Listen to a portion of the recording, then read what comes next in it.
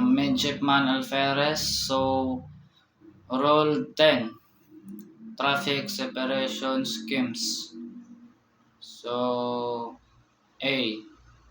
This rule applies to traffic separation scheme adopted by the organization and does not relieve any vessels of her obligation under any other rule. So B. A vessel using a traffic separation scheme shall 1. Proceed in the appropriate traffic lane in the general direction of traffic flow for that lane. 2. So far as practicable, keep clear of a traffic separation line or separate zone. 3.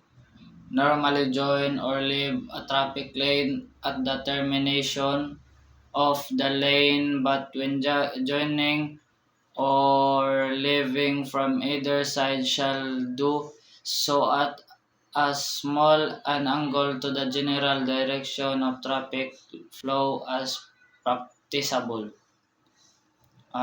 C.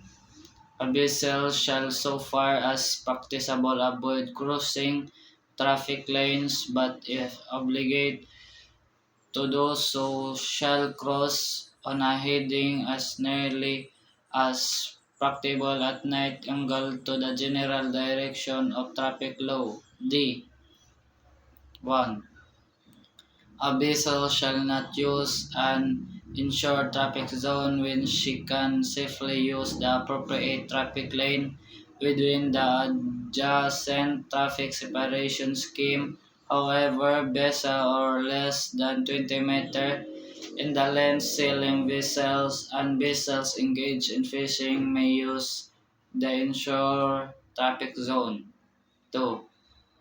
Notwithstanding subparagraph, a vessel may use an inshore traffic zone when en route to or from a port, offshore installation or structure, pilot station, or any other place situated within the inshore traffic zone or avoid immediately danger. E.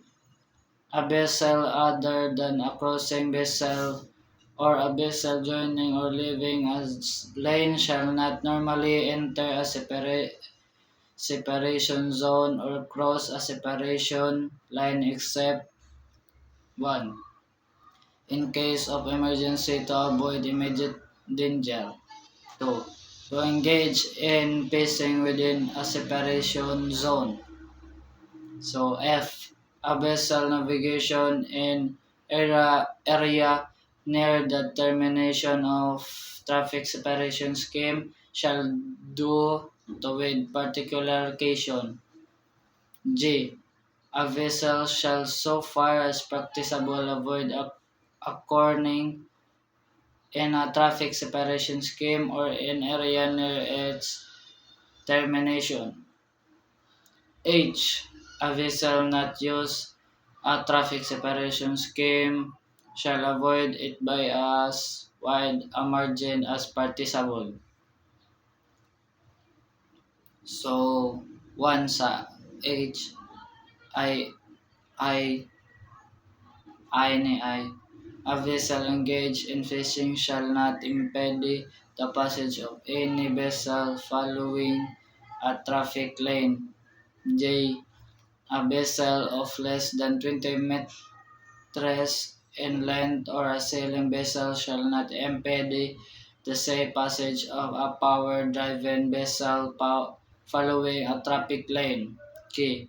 A vessel restricted in the ability to maneuver when engaged in a operation for the maintenance of safety of navigation in a traffic separation scheme is exempted from complying with this rule to the extent necessary to carry out the operation. L. A vessel restricted in her ability to maneuver when engaged in a operation for the laying, servicing, or picking up of a submarine cable within a traffic separation scheme is exempted from complying with this rule the ex- to the extent necessary to carry out the operation.